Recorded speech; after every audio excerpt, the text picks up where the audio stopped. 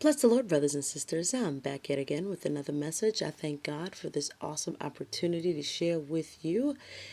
And today I want to talk about a very deep subject matter, and I pray that you listen to this message to the very, very end.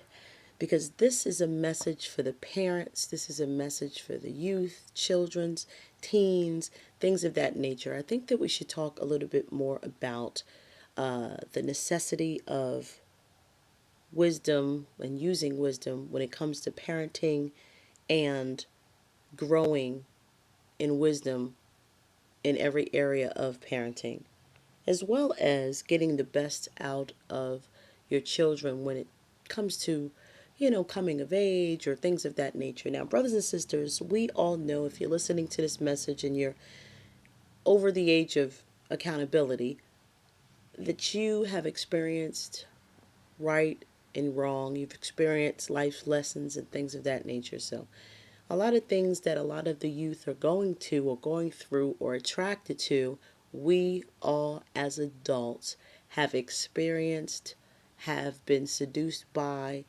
and some have even been smitten and bitten by.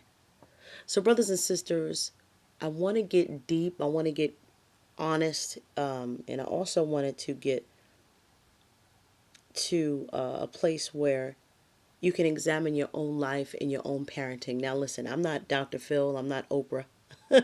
Thank God for that. But I want, as a mother of three, okay, I have a lot of experience of both sexes. In other words, I have experience with a son, I have a son, and I have two daughters. So, with that comes a lot of experience with three different personalities that I'm raising. And I tell you, brothers and sisters, I've learned quite a lot from them, and I'm sure that they've learned quite a lot from me. And I'm sure that, your children, if you have any, have learned the same from you. But these are just a few tips, and I just want to go over a few things that can help you in terms of, you know, relating to them at their level, whatever level or phase or stage that they're in. Now, my children, one, I have a 19-year-old daughter, and I have a 13-year-old daughter, and I also have a 4-year-old son. Now, of course, my 4-year-old son hasn't gotten to that teenage years and dating and things of that nature. And I'm sure I'm going to have a lot of interesting stories if YouTube is still around or if I'm still around to tell you about. But for now, I could say I kind of got a inkling as to some of the things he might be coming across and things of that nature when it comes to girls and things. And I just want to vibe with you guys a little bit. I hope it won't be too long, but again, I find that there's a lot of things that a lot of parents are doing right this day or these days that can put them in a very awkward situation. And I want to go over a few things that can maybe help you in your parenting journey, if you would. The first thing is transparency. I think I want to cover that first because, as for me, I think that being transparent, and I think that a lot of teenagers, especially, love it when parents are transparent. And I think that a lot of parents these days have it really, really difficult time being transparent with their children. Now, I have an open door policy. In other words, I don't get to the too in depth and too invasive as far as what I used to do in the past and things of that nature. But I try to keep it honest and let them know, what life is really all about and the hurts and the hurdles and the highs and the lows, because I'm telling you the truth.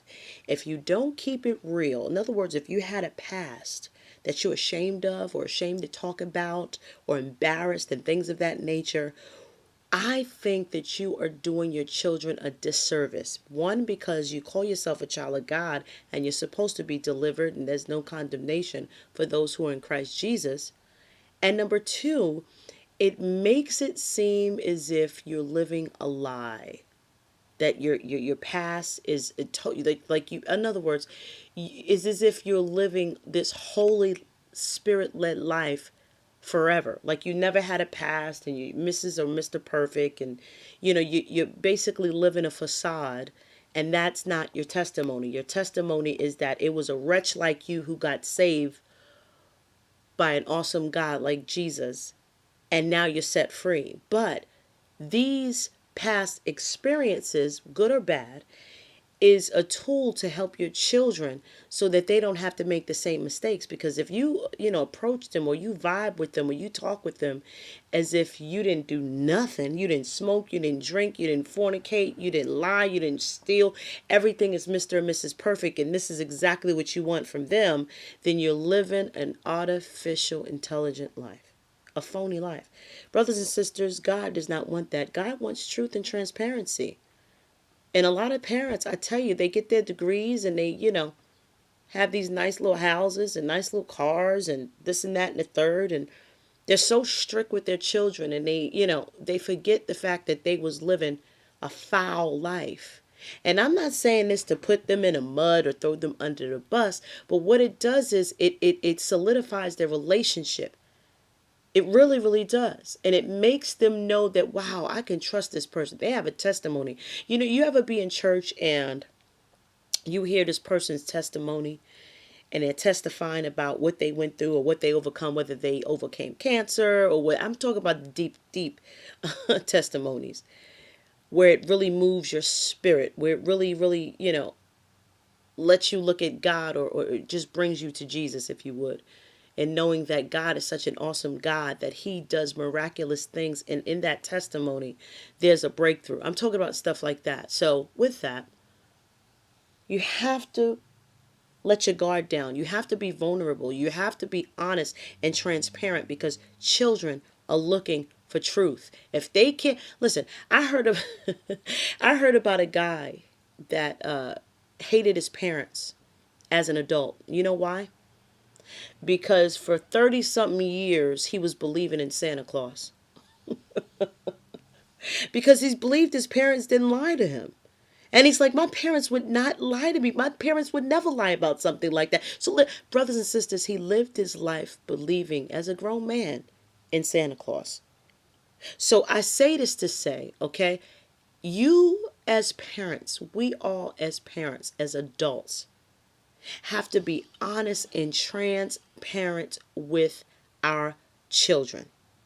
Now, the next one I'm talking about is enabling.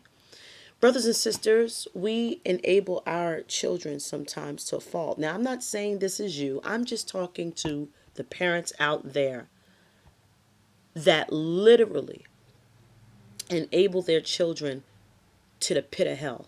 And I'm getting deep. I'm getting real deep now.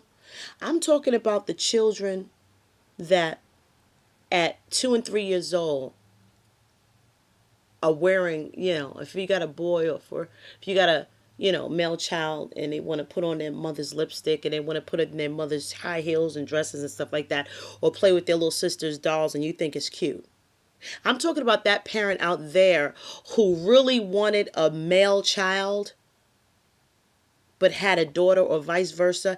And, just in case, they have a doll or something like that, a tool that they can, use that as an excuse, and say, you know what, but he was playing with dolls. No, you set that up.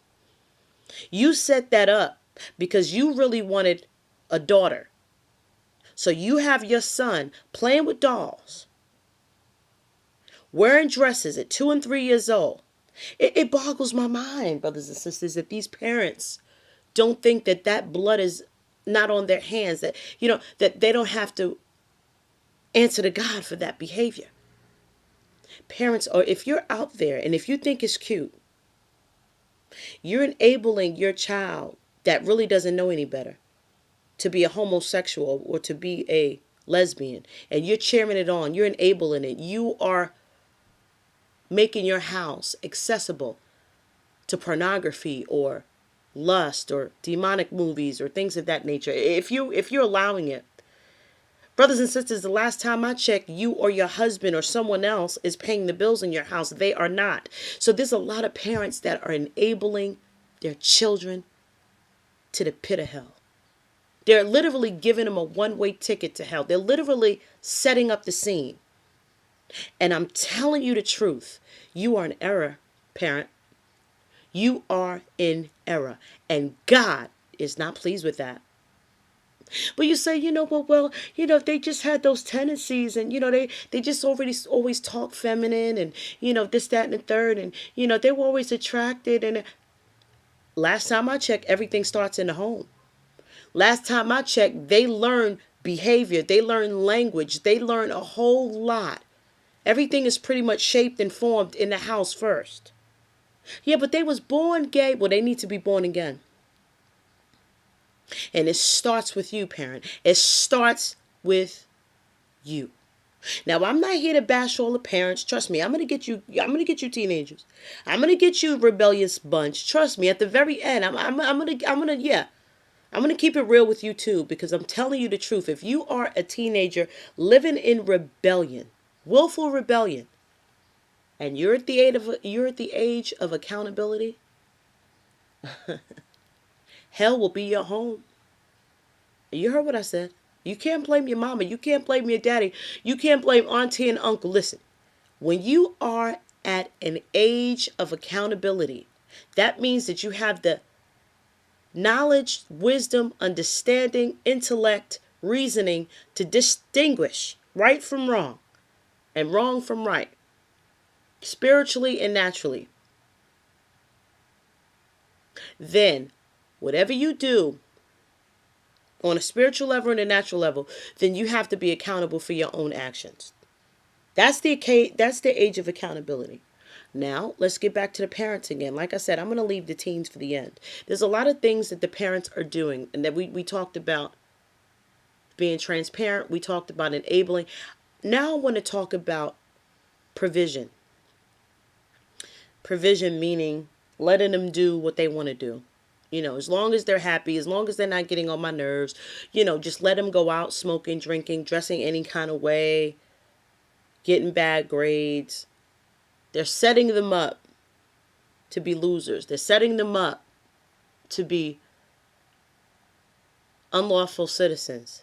They're setting them up for a life of misery, a life of promiscuity, because they don't want to talk to their children. They don't want to keep it real. They just letting them do whatever. There's some parents, brothers and sisters, that literally will let their teenagers have sex in their own bed. There's some Christians out there that think it's cute to just let their young daughters, go over whoever's house and spend a night. And listen, I'm not saying that I've never let my daughter spend a night at someone's house, but you better know clearly that, one, I was monitoring the whole situation. That means I got numbers, I got names, I knew where they live. I had a sense of these parents was on an up and up, saved first and foremost. And I'm not saying that things happen. I'm just saying that parents, we have to literally be on top of it. If we love our children enough, and I'm one of those parents, and my children know I'm involved. I'm involved. I'm not a detective, okay? I'm not the one that's hiding behind the trees. It wasn't me. That time. But I want y'all to know that, there's a lot of parents out there. It boggles my mind when they just let their children just run wild and run free. And, and listen, I'm not saying that you have to be super, super, super strict to where you acting like Joe Jackson, or, you can't do nothing. You can't even breathe without, getting your parents' permission. I'm not saying that.